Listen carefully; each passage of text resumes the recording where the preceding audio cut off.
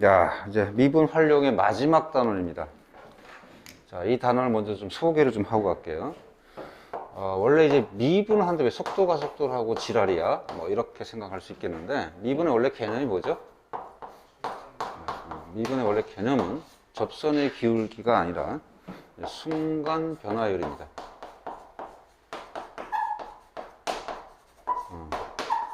순간 변화율을 뭔가 표현하고 계산하기 위한 게 이제 미분이기 때문에 미분의 순간 변화 개념을 맨 처음에 배웠거든요.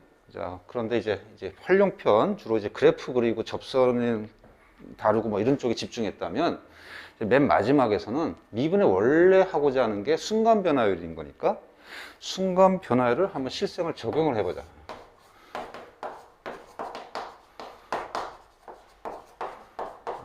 이게 이제 마지막 단원의 목적입니다. 예전에는 이제 실생활에 적용하는 단원이 이제 보통 이제 속도, 가속도,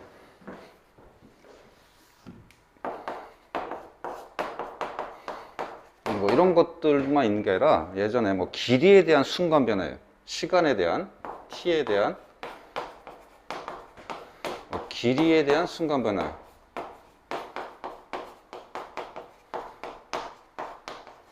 뭐 부피에 대한 순간 변화율, 넓이에 대한 순간 변화율 또는 각에 대한 순간 변화율, 이렇게 여러 가지 순간 변화율에 대한 문제도 많이 다뤘었는데 과거 교과 과정에서는 요거는 참고로 교과 삭제됐습니다. 문제집들에서 많이 나왔는데 교과가 묵시적으로 삭제된 것 같아요. 그래서 이제 고3들 가면은 이제 뭐 모의고사라든가 수능에 출제하지는 않고 있고요.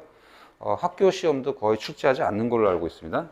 하지만 가끔 이제 학교 선생님이 언급하면 좀 준비를 해야겠는데, 본 강의에서는 일반적인 순간 변화율은 우리가 강의하지 않겠습니다. 선생님 개인적으로는 상당히 재미있는 분야인데 이걸 요즘에 뺐어요 보니까. 자, 그래서 이제 속도 가속도 위주로 선생님이 이제 이걸 설명을 좀 하겠습니다. 자, 하려면 이제 수투에서 우리가 속도 가속도에 대한 의미를 좀 파악했었는데, 잠깐 간단하게 좀 자세한 표현들은 이제 수투편에서 선생님이 참고하도록 하고요. 간단하게 필요한 용어들을 좀 정리하겠습니다. 이건 이제 상식이라고 생각하고, 보통 이제 속도 가속도 하면 이제 과학 중에서도 물리 파트에서 주로 하니까, 물리를 선택한 학생들은 뭐 이제 관심 있게 보고, 물리를 선택하지 않은 학생들은 이건 나하고 상관없지 이렇게 하는 수가 있는데, 시험은 굉장히 좋아하는 파트입니다. 응?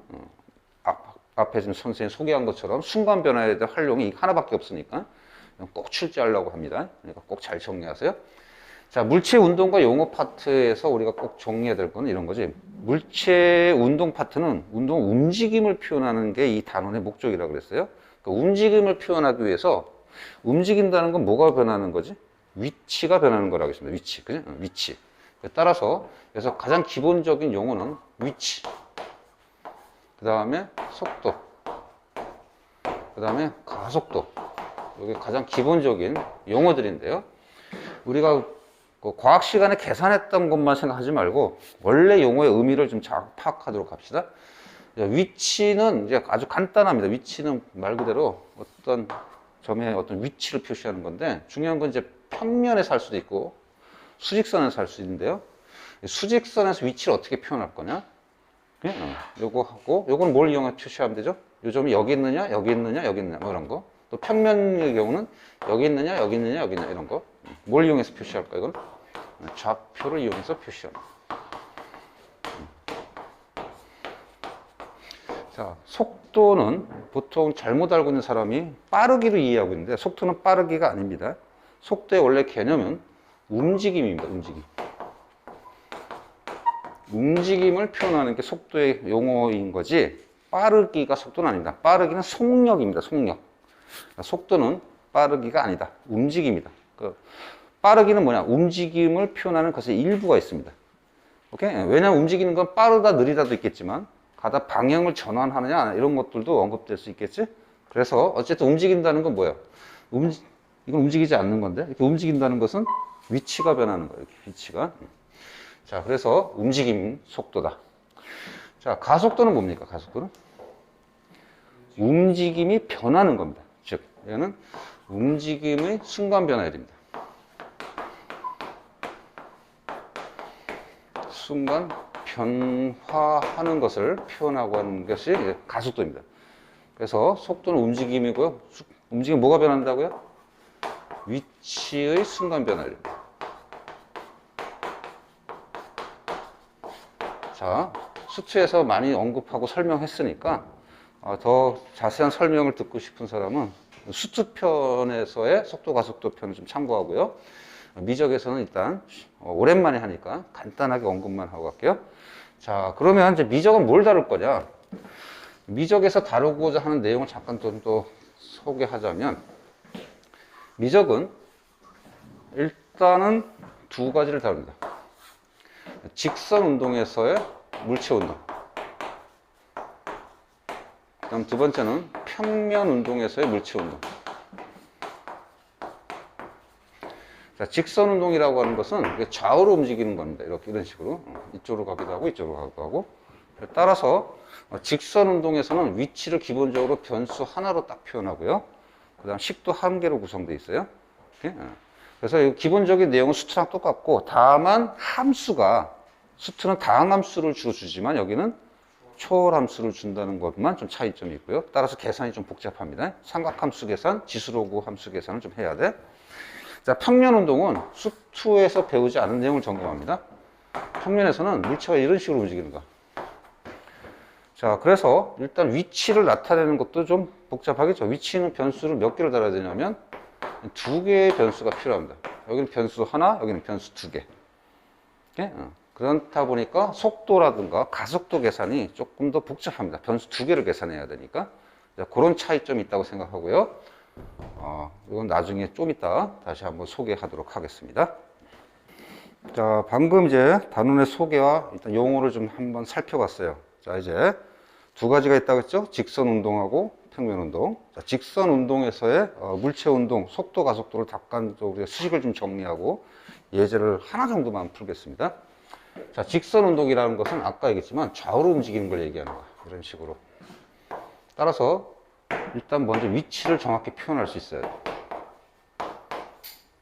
두 번째, 속도를 정확히 표현할 수 있어야 되고, 세 번째, 가속도를 정확히 이제 표현할 수 있어야 돼. 자, 위치는 뭘로 표현한다고 했지 아까? 여기 있느냐, 여기 있냐, 여기 있냐, 이런 거는 좌표로 표현한다고 했죠. 따라서 이걸 원점을 이 정도로 하면 어떤 점이 여기 있다고 칠게요. 그럼 요 점의 좌표를 이용해서 표시합니다. 좌표가 변수가 몇 개다? 하나라고 그랬어요. 그래서 위치는 변수 x로 이제 보통 표시할 거고요. 자, 움직인다는 것은 뭐에 대한 순간 변화율이지 아까? 위치 순간 변화인데 뭐에 따라 변하는 걸까? 기본적으로 시간입니다. 왜냐하면 얘가 여기서 이렇게 움직였다는 게 이렇게 움직인 거하고 이렇게 움직이는 건 다르죠. 따라서 시간에 대한 순간 변화율입니다. 그래서 따라서 보통 주어질 때 얘를 시간에 관한 함수로 보통 주어집니다. 이렇게. 자, 두 번째 속도입니다. 속도는 아까 걔네 뭐였죠? 빠르기가 아니라 위치의 순간 변화율. 뭐에 대한? 시간에 대한. 그죠? 따라서 얘 속도는 V로 나타내고 dx, dt 이렇게 표현이 될 겁니다. t가 변할 때, 순간 변할 때 위치가 얼마나 변하느냐. 자, 그 다음에 이걸 ft로 나타내면 뭐야 돼요? ft를 t로 미분한 거니까 f't로도 이렇게 표현이 가능할 거야. 그죠? 자, 두 번째 가속도입니다. 가속도는 보통 a로 표현하죠. acceleration으로 표현하는데요.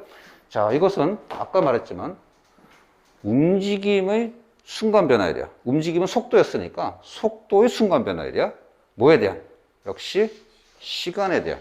따라서 dv, dt입니다.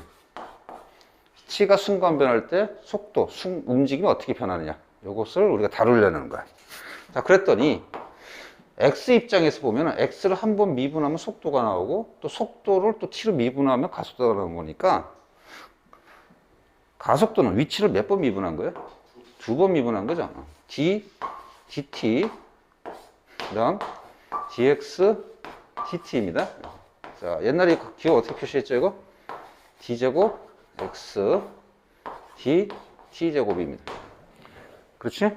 자, 그럼 이제 시간의 함수로 다시 한번 나타내면 뭐가 되는 거야? ft를 몇 번 미분한 거야? 그리고 두 번 미분한 거죠? 이게 미분입니다. 그래서 수투에서는 이게 미분을 언급하지 않았지만 이제 미적에서는 이게 미분을 이미 배워 들어오기 때문에 이게 미분을 적극적으로 쓸 수 있어야 돼.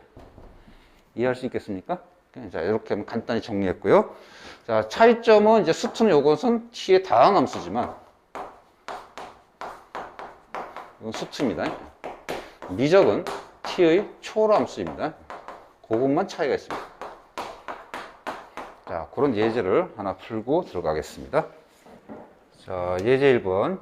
자, 수직선 위로 움직인 점피 시각 t에서의 위치 x가 다음과 같이 t의 함수로 주어졌습니다.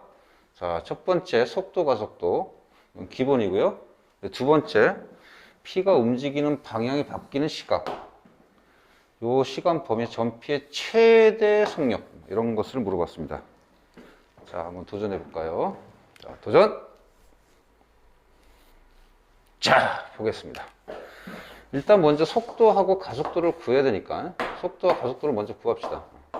속도는 x를 한번 미분해야 되죠? 그러면 이거 어떻게 되지? 마이너스 파이, 그 다음 플러스 2 사인 파이 t를 미분해야 되는데 요거 t가 1차 있으니까 합성함수 미분해야 되죠? 그리고 사인은 뭘로 바꿔야 돼? 코사인 바뀌어야 돼. 그지? 자, 따라서 이 뭐가 돼야 돼? 코사인 파이 t 한 다음에 다시 또 뭘 곱해야 돼? 요거 미분 파이를 또 곱해야 되죠? 2파이 코사인 파이 t가 돼야 돼. 자, 그 다음 가속도 구합시다. 가속도는 속도를 또 t로 미분해야 되죠? 그럼 여기는 0이 될 거고, 그 다음 더하기 2파이 곱하기 코사인 미분하면 마이너스 사인 파이 t, 그 다음 또 파이 t를 한번 또 미분해야 되지? 그럼 파이 앞에 곱하기 나왔으니까 파이 2파이 제곱 사인 파이 t가 됩니다. 여기까지.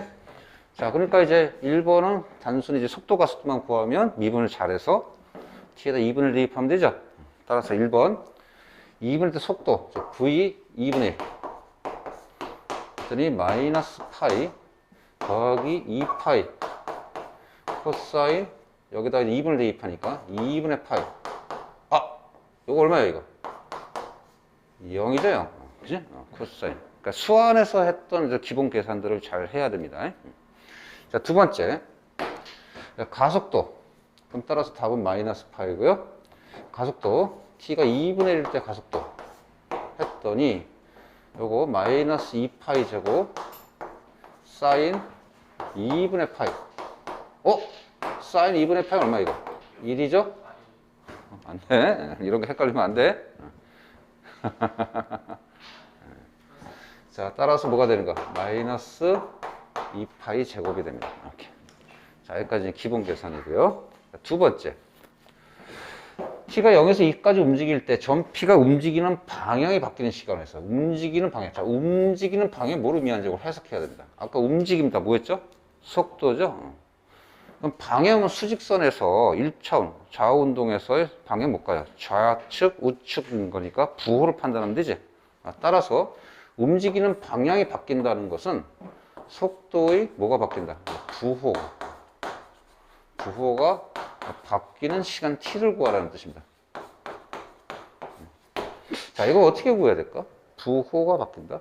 그렇지. 그래프를 이용해야 되죠. 속도의 그래프를 이용해야 됩니다. 그러니까 다음 수투는 다음 함수지만 미적은 확실히 이제 삼각함수, 지수로그 함수를 잘 다뤄야 돼. 자, 그럼 따라서 그래프를 그려가겠습니다. 자, 수안에서 이런 그래프 그리는 걸 잠깐 했는데, 자, 먼저 사인 t를 파이가 앞에 붙었으니까 주기가 좀 변할 거고요. 주기가 파이분의 1배 줄겠죠? 그 다음에 상하폭이 2배로 늘어나고 y축으로 마이너스 파이 t만큼 움직여야 돼. 자, 원래 이런 그래프인데 선생님 수안에서 했었어요. 그렇게 그래프 그리면 어지럽다. 어떻게 하라고 했지 먼저? 그래서 축으로 움직이라고 했습니다. 축을. 기본적인 사인 함수 그래프를 그리고 나서 사인 함수 그래프, 코사인 함수 그래프를 그리는 겁니다. 한 주기 그리겠습니다. 왜? 이제 주기를 판단해 보니까 이 주기 얼마야? t 앞에 있으니까 주기는 본래의 주기가 2파인데 t 앞에 계속 파이가 있으니까 뭐가 되는 거야? 주기가 2가 되는 거죠. 따라서 여기가 2가 되는 거야. 그러면 가운데는 뭐가 되겠어요? 1 되겠죠? 아, 0에서부터 한 주기로 움직이는구나, t가.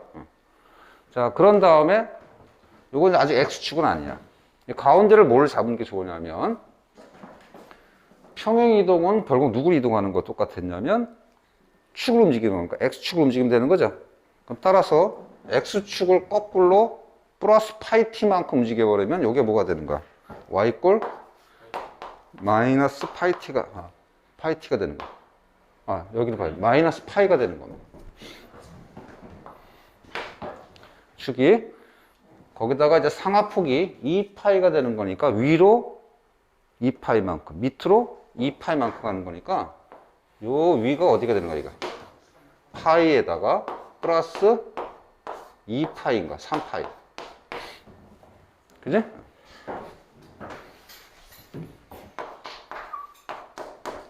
자, 밑에 이제 최소는 뭐가 되는 거야, 이거? 파이에다가 들어가는 게 아니라 마이너스 파이였네요. 잘못했다. 따라서 마이너스 파이에다가 더하기 2파이 하니까 뭐가 돼야 돼?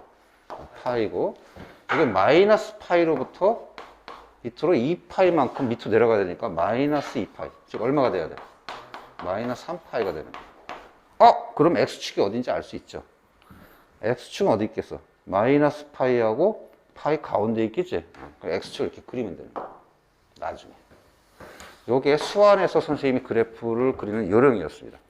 그래서 코사인 그래프를 그려가지고 막 그냥 위아래 움직이고 막 좌우로 뭐 늘렸다 줄였다 이렇게 하는 건 어렵다고 그랬습니다. 굉장히 헷갈리고. 그래서 기본 함수 그래프를 그려놓고 주변 환경을 이렇게 축을 이동한다든가 주변 환경을 갖다가 상하폭을 기입한다든가 이렇게 해서 그래프를 빨리 그리라고 했어요. 자, 이제 됐습니다. 자, 이건 y축이고요. 이건 x축이야. t축이야. 그럼 여기가 뭐가 되는가? 1. 여기가 뭐가 되는가? 2가 되는 겁니다. 그렇지? 자, 그리고 여기는 뭐가 돼? 파이, 여기는 마이너스 3파이가 되는 거야. 자, 여기까지. 자, 그럼 이제 2번 다시 가겠습니다. 자, P가 움직이는 방향, 즉 속도 부호가 바뀌는 방향을 잡았어요. 어디입니까? 여기죠, 여기. 그지? 여기에 무슨 좌표 찾으라는 거야? t의 좌표를 찾으라는 거야. t의 값을. 그 말은 결국 뭐니까 속도가 0일 때 t 값 찾으라는 거죠. 혹시 이 문제 접근했을 때 그냥 속도가 0인 순간을 계산했으면 그건 우연히 맞은 겁니다. 왜? 부호가 바뀔 수도 있고 안 바뀔 수도 있으니까 그거 조심해야 되는 거야. 그렇죠? 자, 따라서 2번 문제의 해결은 속도가 부호 바뀌는 t를 구하려면 이제 어떻게 되는 거야? 속도가 0인 t값만 구하면 되죠. 그래프를 보니까. 따라서 속도가 0일 때의 t를 구하면 되는 거예요. 속도는 요거니까 마이너스 파이 플러스 2파이 코사인 파이 t가 0인 요 t 값을 구하면 되는 거야. 자, 이제 삼각방정식 풀어야 되죠. 자, 일단 파이 약분하고요. 이항하니까 코사인 파이 t는 얼마인가? 넘어오면 2분의 1인 거죠? 자, 2분의 1일 때 뭘 구해야 돼? 각을 구해야 돼. 자, 2분의 1 때 각. 다시 한번. 수완한 지 오래된 사람은 잠깐 선생님 이렇게 다시 한번 전문할게요. 그래프로 풀죠? 여기가 1, 여기가 마이너스 1, 코사인 세이타라고 생각하고, 여기 세이타. 그러면 2분의 1인 요 순간은 두 개가 나오는 거죠, 이거? 그죠? 1 4분면 몇 4분면? 4 4분면. 그죠? 자, 따라서 요거 구해서, 그 다음 뭐 하면 돼? 2파에서 요만큼을 빼버리면 되죠. 세이타만큼. 세이타가 얼마입니까? 1 4분면 2분의 1이면? 3분의 파이죠? 그죠? 2파이에서 뭐 하면 돼? 또 그 다음에? 3분의 파이면 떼지? 뺐더니 뭐가 돼? 3분의 6에서 빼니까 3분의 5파이. 이렇게 구할 수 있는 거야. 이게 수차와 미적의 차이입니다. 똑같은 내용인데 확실히 함수가 어렵죠? 그래 안 그래? 그래서 일단 이제 자꾸 연습을 많이 해야 됩니다. 눈에 강조하지만. 자, 이렇게 해서 2번을 마무리했고요. 자, 3번. 3번. P의 최대 속력을 구하라 했습니다. P의 최대 속력. 자, 어떻게 구할까요? 아까 했어요. 속력의 아까 개념을 갖다가, 아까 잠깐만 했네. 아까 했나? 속력 개념? 글쎄요. 속력 뭐야? 속도 빠르기인데, 정확하게 말하면 속도의 뭐야? 크기입니다. 크기. 즉, 절대값, V값을 구하라는 거야. 그럼 어떻게 구해? 저기서. 뭐가 짱이야? 그래프가 짱입니다. 자, 그래프를 지금 봤더니, 속도에서 플러스 값이 제일 클 때는 어디야? 여기죠, 여기. 제일 마이너스 값이 제일 클 때는 여기죠, 여기. 그래, 안 그래? 어디를 구하라는 거야, 결국? 여기를 구하는 거야. 여기 가장 크다는 거야. 크기 자체. 그지? 플러스 값이 클 때는 여기. 마이너스 값이 클 때는 여기인 거니까 여기를 구하라는 거야. 그럼 t가 얼마일 때를 구하라는 거야? 1일 때 값을 구해서 크기를 구하라는 얘기죠. 따라서 이 문제를 봤더니 얘는 뭐가? V 1값을 구해서 절대값 씌우면 되는 거야. 어차피 음수 나올 테니까. 그렇지? 자, 그러면 요 속도 요 식에다가 t에다 1 대입해서 값의 음수가 나올 테니까 양수로 고치면 돼. 그럼 절대값 요거 마이너스 파이 플러스 2파이 코사인 파이 이렇게 되는 거지. 그렇지? 자, 그랬더니 코사인 파이 얼마예요? 마이너스 1. 빨리빨리 나와야 돼. 그럼 따라서 이 전체 계산은 뭐가 되는가? 마이너스 3파이죠?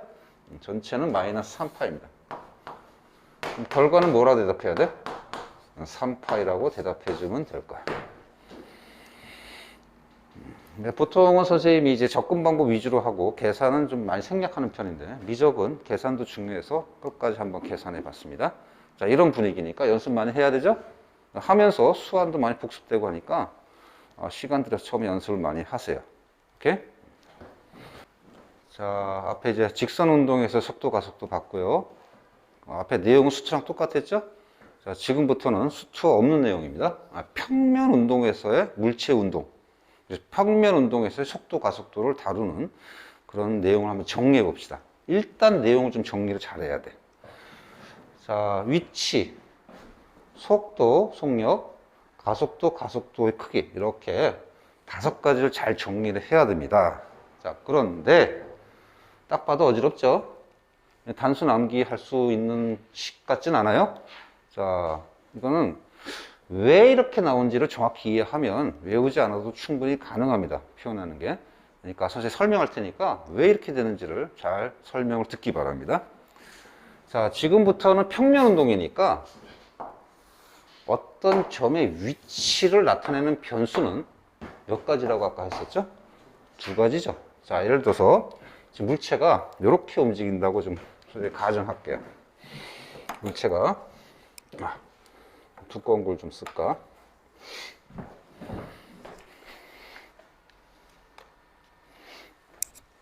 물체가 이렇게 움직였다고 가정할게요. 움직인 겁니다. 응? 점피가 예를 들어서 이런 데 있어. 지금 현재. 그러면 이 점의 위치, 여기냐, 여기냐, 여기냐, 여기냐는 이제 좌표가 2개가 필요하죠. 그래서 X좌표, Y좌표 2개가 다 필요합니다. 그래서 첫 번째 위치. 위치는 좌표로 나타낼 때 X, Y좌표가 들어가니까 변수가 몇 개다, 이거? 변수가 2개가 필요합니다. 그래서 직선 운동은 변수가 하나라서 1차원 운동, 이렇게 표현하고요. 평면 운동은 변수가 2개이기 때문에 2차원 운동, 이렇게 표시합니다. 그럼 참고로 공간 가면은 좌표가 몇 개 필요하냐면 3개 필요하거든요. 그럼 3차원 운동이라고 합니다. 뭐 그런 얘기야, 차원이라는 뜻이.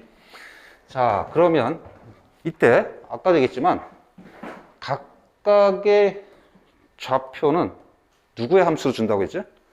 t에 관한 함수로 우리가 준다고 했죠. 왜? t에 관한 함수가 우리가 민감하죠. 움직인다는 것이 변하는 시간으로 우리가 관찰되니까. 따라서 각각이 t의 함수, 즉 각각 ft, gt 이렇게 줍니다. 자, 이 단어는 원래 정확히 이해하려면 벡터란 개념을 쓰면 굉장히 정확한데 벡터란 개념은 현재 교과 과정은 이제 기하에서 배우니까 벡터는 용어를 쓰지는 않고 그냥 선생님이 상식적으로 설명할 테니까 잘 들어요. 왜 변수가 필요하냐면 이게 지금 실제 이렇게 움직인다는 것은 이쪽으로 움직이는 성분과 이쪽으로 움직이는 성분이 합쳐져서 결국 이렇게 움직인다. 이렇게 이제 설명하는 방식입니다. 왜냐하면 평면에서는 방향이 직선 운동은 좌우지만 평면에서는 굉장히 복잡하죠, 방향이. 이렇게 화살표를 이용해서 기하학적으로 구하면 우리가 좀 더 정확하게 할 수 있겠지? 이런 생각입니다. 뭔 말인지 이해 갔어요? 따라서 이 가로 성분, X축과 평행한 가로 성분에 해당되는 우리가 요소가 함수가 FT, 세로 성분에 해당되는 성분이 우리가 함수가 GT 이렇게 표현하고자 하는 거야. 이게 서로 기하학적으로 섞여서 이렇게 복잡하게 방향이 바뀌면서 움직이는 거야. 이런 방식입니다. 일단 이해 갑니까? 일단 자연계열이니까 미적학은 거의 다 자연계열이니까 이 정도 이해하려고 해야 되죠. 예? 나중에 대학교 가면 이제 3차원 하니까 3차원은 이거보다 훨씬 복잡하니까 이해하려고 애써보세요. 오케이? 자, 그러면 이제 이건 이해됐어요? 어쨌든 평면운동에서는 위치가 두 개의 좌변수가 필요하고 따라 시간의 함수도 각각 두 개가 따로따로 주어질 수밖에 없다. 이해갑니까? 자, 그럼 이제 속도인데 그럼 속도는 어떻게 할 거냐? 속도는 지금 일단 여기서 중요한 건 뭐냐면 이렇게 가로로 움직이는 성분과 세로로 움직이는 성분이 기하학적으로 합쳐서 이제 이렇게 움직여지는 건데 예? 이때 속도를 요 화살표에 대한 내용 가지고 속도식을 구하기 상당히 어려워요. 뭐 때문에? 그냥 방향 때문에 그렇습니다. 방향 때문에. 방향 때문에. 그럼 방법은 뭐냐? 이 가로 성분과 세로 성분을 따로따로 구하는 거예요. 이해가요? 이거 따로따로. 즉, 속도는 가로 성분 Vx, 세로 성분 Vy를 따로따로 구하면 되는 거야. 그걸 이렇게 순서상으로 표현합니다. 순서상으로. 오케이. 이해 갑니까? 두 개가 필요한 거니까. 이거 묶어서 해야 되지? 그래서 일단 개념은 이게 중요한 거야. 속도는, 평면에서 속도는 역시 가로 성분과 세로 성분을 따로따로 표시합니다. 지금 무슨 말이냐면, 예를 들어서 가로 성분이 굉장히 커져. 세로 성분이 일정한데, 그러면 실제 움직이면 이렇게 움직여버려. 가로 성분이 그대로인데 세로 성분이 굉장히 커져. 그러면 기하학적으로 보면 이렇게 움직이는 거야. 이렇게 가로 성분과 세로 성분을 따로따로 하니까 어떻게 돼? 방향까지 정확하게 우리가 표현할 수 있죠? 어떻게 움직일 건지. 네, 그런 생각입니다. 그래서 이런 생각을 참고로 정확하게 표현하는 게 일종의 벡터인 거야, 사실은 원래는. 자, 어쨌든 여기서의 속도가 요게 속도라고 합시다. 요거 속도야. 이렇게 움직이려고 하는 게. 그러면 이 속도의 가로 성분. 여기 뭐라고? Vx. 이 속도의 세로 성분. 여기 뭐라고? Vy. 이렇게 표현하고자 하는 거야. 그래서 얘를 한꺼번에 어떻게 해? Vx, Vy. 이렇게 표현할 수 있는 거야. 상식이라 생각하세요. 무슨 말 알겠지? 오케이? 이해는 갑니까? 자, 그래서 두 개를 따로따로 표시한 다음에 그러면 과연 이 시간에 관한 함수를 어떻게 하면 될까? 그건 이제 수트에서 배웠던 개념 그대로 쓰면 돼. Vx는 뭐니? X 위치를 결정하는 시간의 함수를 한번 미분하면 되지. 즉, dx/dt죠. 즉, Vx는 dx/dt, Vy는 dy/dt지. 각각의 위치를 따로따로 미분하면 되니까. 자, 이걸 시간에 관한 함수를 하면 어떻게 되는가? 얘는 f't, 얘는 g't 이렇게 정리되는 거야. 암기할 필요 있나요? 없죠? 요 처음의 개념만 정확히 잡으면 돼. 따로따로 한다. 가로 성분, 세로 성분 따로따로 한다. 그럼 요거 이제 이해됐어요? 자, 두 번째. 가속도를 먼저 할게요. 그럼 가속도는 어떻게 될 거냐? 가속도도 마찬가지야. 실제 가속도는 이쪽 방향입니다. 그래서. 왜 그러냐? 아, 그런 건 과학 시간에 하도록 하고요. 오케이? 그럼 가속도 방향은 이쪽 방향이라는 것은 지금 이해하지 맙시다. 지금 수학에서 그것까지 다루지는 않을 거니까. 자, 마찬가지로 가속도가 무엇이냐에 따라서 이게 또 운동이 변해요. 과학적인 잠깐 얘기하면 이런 거야. 너희들 과학 시간에 상식적으로 배웠죠? 힘은 뭐가 결정하지? 가속도가 결정하죠. 그지? 그럼 따라서 가속도가 변한다는 건 누가 변하는 거야? 힘이 변하는 거거든요. 그 힘을 어느 쪽으로 줘야 이게 이렇게 움직일까라고 하면 힘을 이쪽에 툭툭 치면 돼. 이쪽에서 툭툭. 그렇지? 올라가면 이렇게 탁탁탁탁 치면 이렇게 방향 바뀌어 이렇게. 그런 생각으로 이렇게 한 겁니다. 지금 한 번 수학하고 아무 상관없는 얘기야. 그냥 상식적인 얘기야. 시험에서 이런 것까지 구하라 하진 않으니까 수학은. 자, 따라서 가속도를 어떻게 구할 거냐? 역시 두 가지 성분을 구하면 된다는 거야. 어떻게? 가로 성분하고 세로 성분하고 이렇게. 그럼 가로 성분을 AX로 표현하고요. 세로 성분을 AY로 표현하면은 이걸 두 것을 같이 묶어버리면 되겠지. 그래서 가속도도 이게 중요해. 즉 가속도도 평면에서는 가로 성분 AX, 세로 성분 AY로 표현합니다. 그러면 그 다음부터는 이제 수축 개념이야. 당연히 가속도는 뭘로 미분해? AX는 VX를 시간으로 미분하면 되죠. 그지? 그럼 결국은 X 위치를 몇 번 미분하는 거야? 두 번 미분한 거고요. 그 다음에 가속도의 Y 성분은 VY를 또 시간으로 미분하면 되는 거지.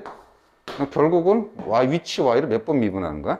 두 번 미분하는 겁니다. 아하, AX는 위치 X를 두 번 미분, AY는 위치 Y를 두 번 미분. 내용만 알면 외울 필요 없죠? 자, 그럼 이것을 시간에 관한 함수 FT, GT로 표현하면 F 두 번 미분, F2'T, 여기는 G2'T가 되는 거야. 암기할 필요 없죠? 이 앞에 것만 이해하면 돼. 성분을 가로, 세로 성분만 나눈다. 자, 여기까지가 이제 가장 기본적인 속도, 가속도 얘기였어요. 자, 그러면 속도를 구했는데 속력은 어떻게 될 거냐? 속력은 뭐라고 했죠? 속도의 크기죠?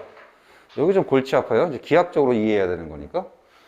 가속도는, 가속력이라는 표현은 아예 안 쓰죠? 가속도의 크기입니다. 얘는 어떻게 구할 거냐? 이런 거야. 여기 잠깐 보세요. 무슨 말이냐면, 빨간색이 아까 속도를 표현하는 거였어요. 속도가 실제 여기 속도는 이렇게 표현할 수 있지. 크기는 이것의 길이를 얘기하는 거야, 길이. 크기하고 길이는 표현은 틀리지만 속성은 같죠. 절대값이죠. 그죠? 원래는 이제 벡터로 표현하면 정확하게 우리가 이해할 수 있는데 아직 벡터를 안 놨으니까 이렇게 이해합시다. 이 화살표의 길이, 크기. 즉 화살표가 커지면 커질수록 빠르다. 화살표 크기가 작아질수록 느리다. 이렇게 표현할 수 있는 거고, 그 다음 방향도 되게 중요한 거야. 그걸 표현하는 방식은 어떻게 하면 될까? 이 두 가지를 이용하면 피타고라스 정리 쓰면 되죠. 그래 안 그래? 기하학적으로 피타고라스, 즉 얘가 크다라는 것은 이 가로 세로 성분도 크다는 거고, 이 방향이 바뀐다는 것도 이 가로 세로 성분이 변하면서 되는 거니까. 아까 선생님 했죠? 이렇게 돼 있었는데, 그럼 이게 크기인데 이게 좀 늘어나. 그러면 크기도 이렇게 늘어나는 방향도 이렇게 바뀐단 말이야. 이해 가죠? 그래서 피타고라스 정리를 쓰는 겁니다. 피타고라스 정리 써서 이렇게 나타내는 겁니다.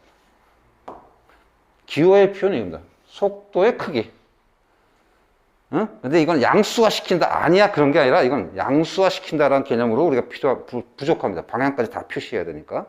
그래서 피타고라스 정리를 이용해서 표현하는 거야. 이해 갑니까? 기하학적으로 이해하세요? 따라서 요거는 뭐라고? 피타고라스 정리 써서 루트 vx 제곱 플러스 vy 제곱이 되는 거야. 그러면 이제 요것만 이해되면 그 다음 쉽지. vx는 ft를 한 번 미분한 거니까 그거의 제곱, vy는 gt를 한 번 미분한 거니까 g't 전체의 제곱. 이렇게 바꿀 수 있는 거야. 이건 당연하죠? 가속도의 크기도 마찬가지입니다. 가속도는 노란색이야. 가속도의 크기는 요게 가속도인데, 요 화살표의 크기로 표현하는 거야. 근데 아까처럼 마찬가지지만 그것은 누구로 결정해? 가로 성분하고 세로 성분이 결정하는 거지. 이게 점점 커지면, 가로 성분 커지면 어떻게 돼? 이게 점점 커져. 그러면 이거는 크기도 커지면서 방향도 바뀌지? 방향을 고려하면서 크기를 구해야 돼. 그럼 방법은 뭐야? 피타고라스 정리죠. 그래서 기하학적으로 해도 마찬가지 루트 ax 제곱 더하기 ay 제곱이 되는 겁니다. 이렇게. 이해 갑니까? 그래서 요것만 이해하면 돼. 가속도의 크기는 피타고라스 정리를 써서 우리가 루트 ax 제곱 플러스 ay 제곱이야.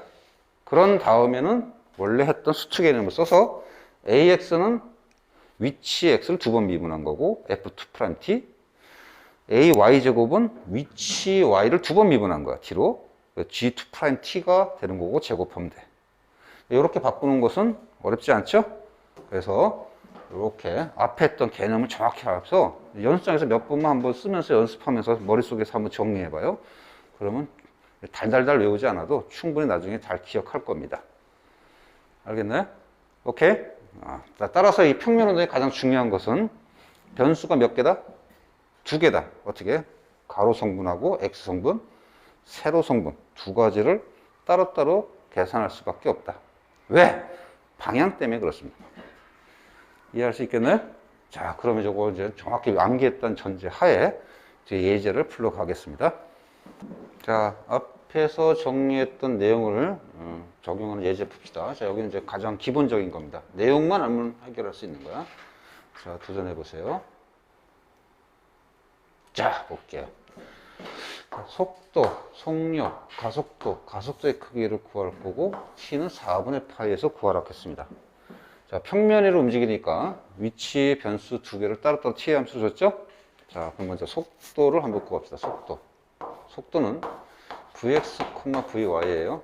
자, 뭐죠? 얘는 vx 얘를 한 번 미분하면 되니까 마이너스 4 sin t. 그죠? 요거 미분하면 2 cosine t. 이렇게. 가속도를 구해 봅시다.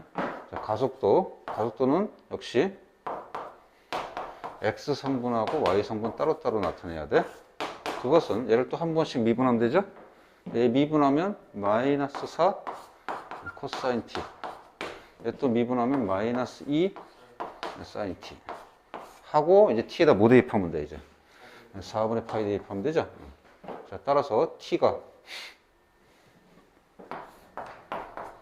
4분의 파이면 마이너스 4 곱하기 사인 4분의 파이 2분의 루트 2. 그 다음에 y 성분 2 곱하기 코사인 4분의 파이 2분의 루트 2. 그래서 마무리하면 되겠죠?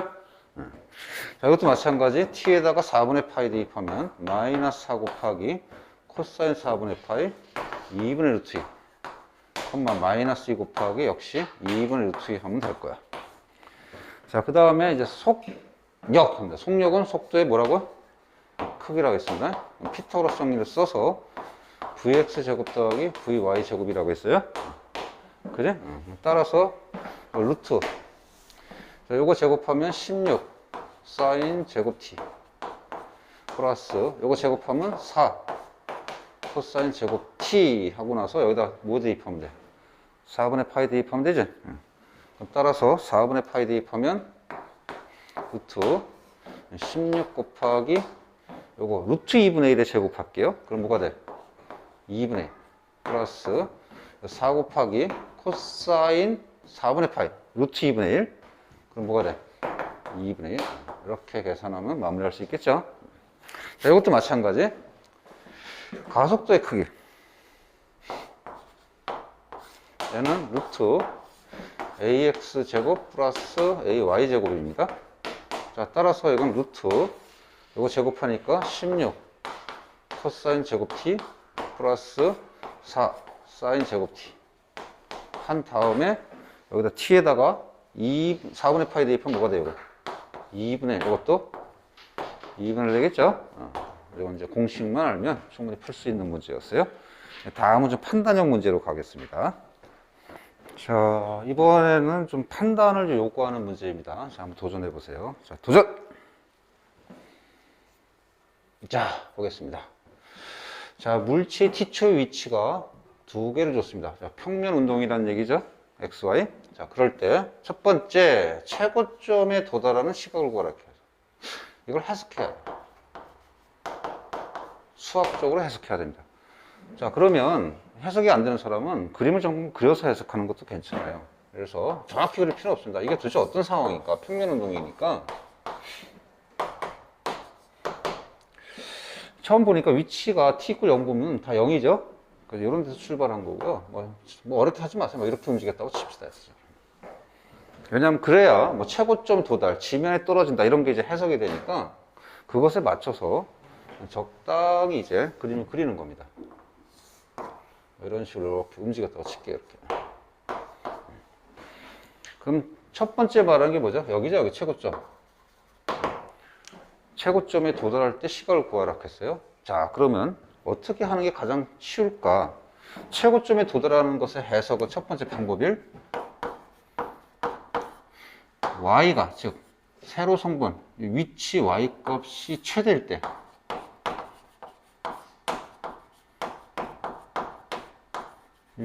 t는 어떻게 이렇게 구해도 되고, 근데 이거는 뭐 어때 조금 뭐라 그럴까, 미분도 쓰지도 않고 좀 허접해요. 그래서 두 번째 방법을 잠깐 고민합니다. 방법이 뭐가 또 방법이 있을까? 세로 성분은 뭐가 되니?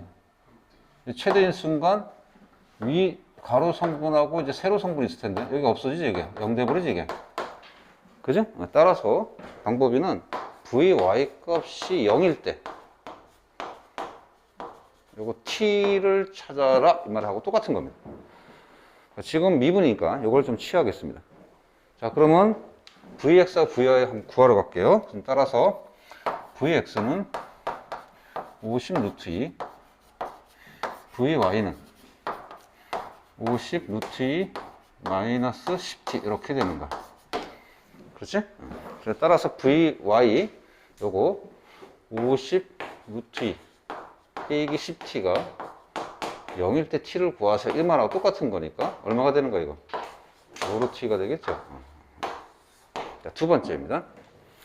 두 번째, 물체가 지면에 떨어지는 순간.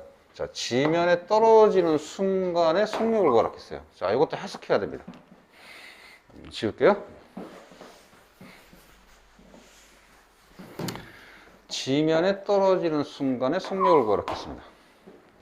자, 여기죠, 여기. 지면에 떨어지는 순간의 속력은 이제 특징을 어떻게 해석할까? 역시 해석해야 돼. 뭘로 해석할래요? 여기는 속도입니까? 개념이 위치 개념이니까? 위치입니다. 어느 위치야? X, Y 성분 중에? 여기는 Y 성분이죠? 세로 성분의 위치가 0이라는 거지. 즉, Y가 0일 때 속력을 구하세요. 이렇게 되는 거예요. 자, 이렇게 해석을 하고 수학적 기호로 써주는 게 훨씬 유리합니다. 수학이 어려워지면 어려울수록. 자, 그러면 이걸 찾으려면 어차피 요 값은 루트 vx 제곱 더하기 vy 제곱 해야 되는데 어차피 이거 시간에 관한 함수야. 그러면 여기서 뭘 찾아야 될까요? 시간을 찾아야지. y가 0일 때. 따라서 y가 0일 때 시간을 찾으면 돼요. 즉 50 루트 2 빼기 5t 제곱. t가 빠졌구나. 빼기 5t 제곱 이꼴 0일 때 t를 구해야 됩니다. t 이꼴 0을 제외해야 되니까 t는 뭡니까? 10 루트 2가 되겠지?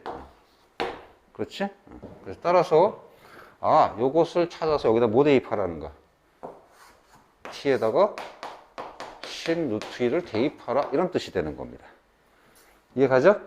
따라서 루트 vx 제곱 요거 어떻게 해? 50 루트 2 전체의 제곱 더하기 vy 제곱 50 루트 2 더 빼기 10t 전체의 제곱인데 t에다 뭐 대입하라고? 여기다가 10 루트 2를 요걸 대입하면 될 거야. 이렇게 해서 이제 마무리하면 될 겁니다. 이해 가나요? 오케이? 첫 번째 개념만 알면 그다음 어렵지 않고요. 평면운동 제일 중요한 건 뭐라고 했지 아까? 가로 성분하고 세로 성분을 나눠서 생각한다라는 게 가장 중요한 포인트입니다.